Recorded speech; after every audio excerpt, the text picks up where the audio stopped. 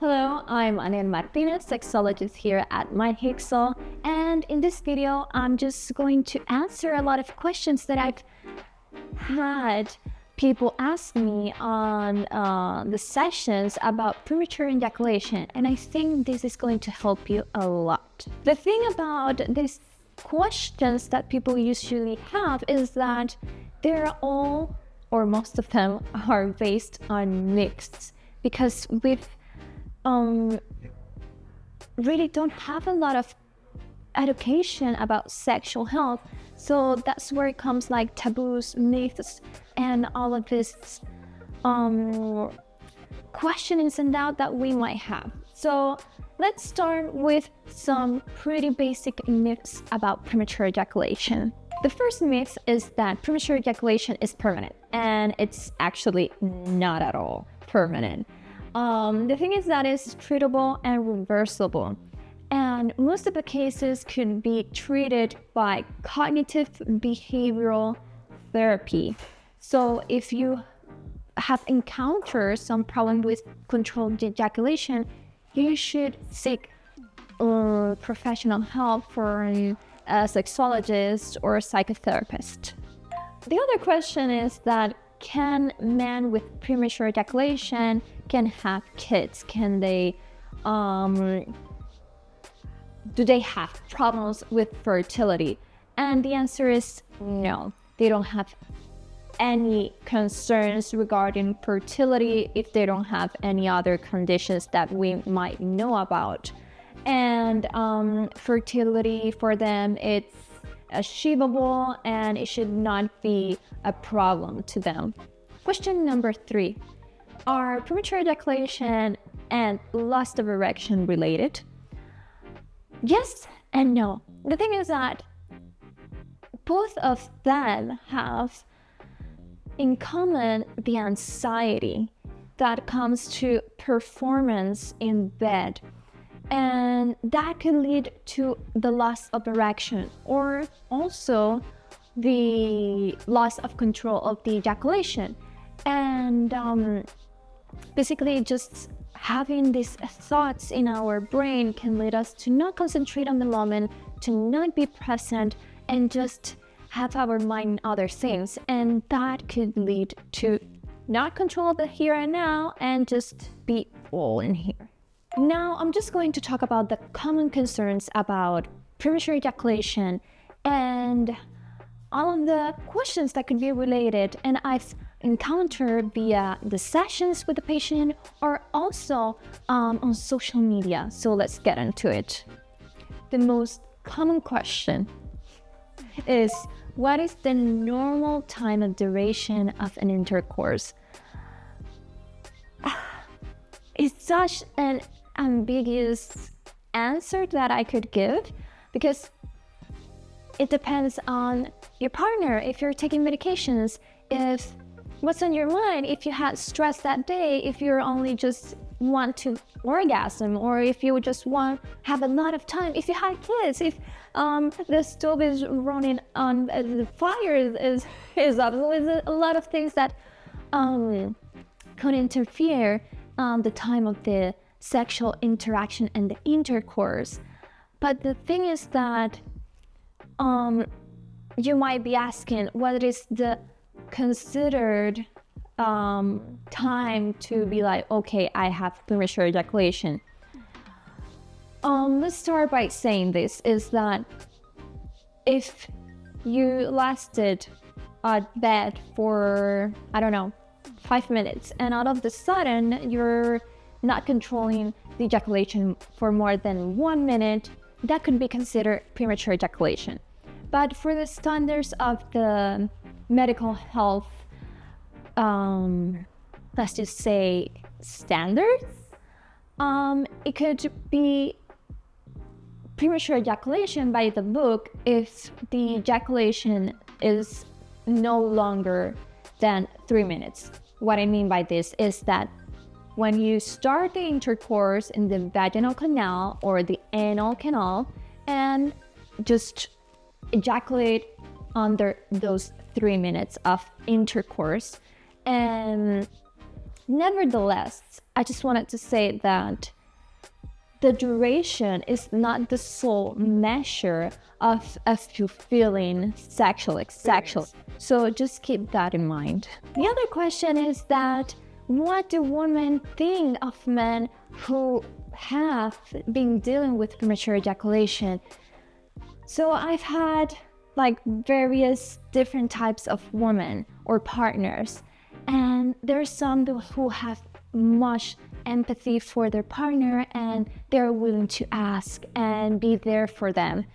I have others who instead take it more personally, just as I just want to have more time with my partner. I want them to be there for me. I want to reach orgasm, or and there's the other part where partners don't even talk about it. There's just silence. There's an elephant in the room, and it just depends on the partner and how their relationship is actually.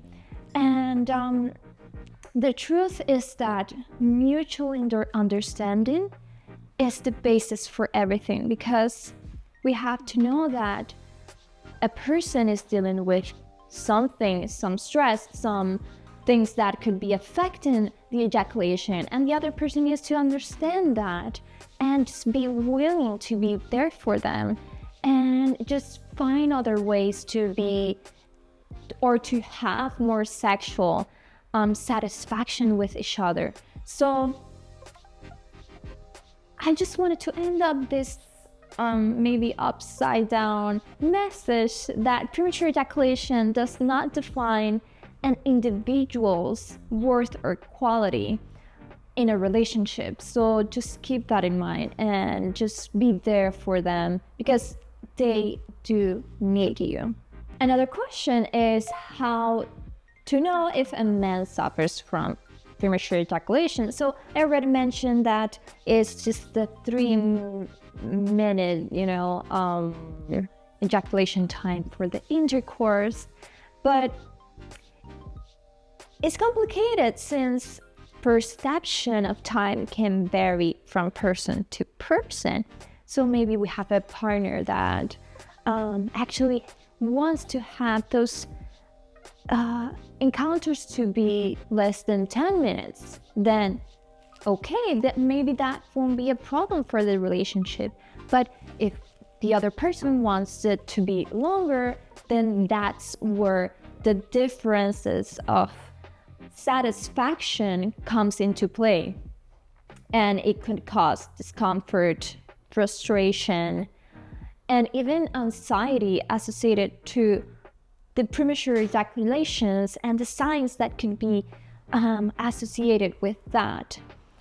And the thing is that in internet we do have some, call it tests that could actually make you figure out if you're going through a process of premature ejaculation. Lastly, people used to comment on this is that at what age can premature ejaculation appear? It doesn't have an age. It could be someone 16, 40, 60, 25. It doesn't matter on the age.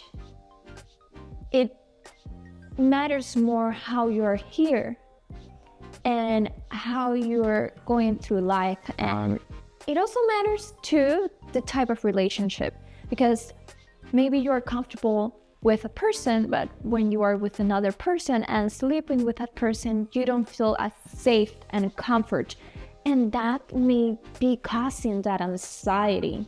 So more than just thinking of the age, let's just rethink it of the time and the relationship that we're going through.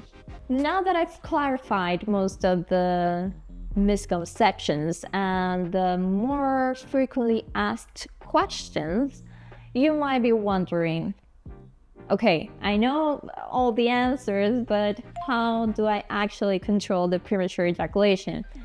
So first of all, I just want to say it again. It doesn't have to be permanent, so you can gain control over your sexual life. And that's why there are a lot of techniques out there. But I do recommend, as a sexologist, to look for the MYHIXEL control, because it not only helps you to gain control over the ejaculation, but also over your sexual life overall. And step by step, it will guide you through this process that will make you feel better about yourself. Talk to your partner, to just be an open-minded person, try other things. It's just a journey that we've designed for it to be easy to be guided through and just be fun as well. So that could be one of the possibilities to just check out if you are going through this process of premature ejaculation. And the thing is that it's a natural treatment, so just consider it and just give it a try. And of course, I know that you might have or might still have questions about premature ejaculation, erectile dysfunction, sexual relationships. A lot of things might be going through your mind. So I'm here for you. If you have any questions, any doubts, or just be like, hey, what is the right option for me or my partner, then just be free to contact me, and I'll be there to listen to you and guide you through this process. So these are the main questions that I've encountered in sessions and in therapy. So I just wanted to just clarify them and just get it out of my system, in order for a lot of people to understand that you're not alone and it could be treatable. And I hope you like this video. If you want to know more about us, you can check out our blog, our Instagrams, TikTok, also another videos of YouTube, where we like to just democratize sexuality and just be open with it, and just have a lot of people to understand that sexuality should be fun and there are ways to achieve it. So don't forget to like and subscribe, and I hope to see you on the next video.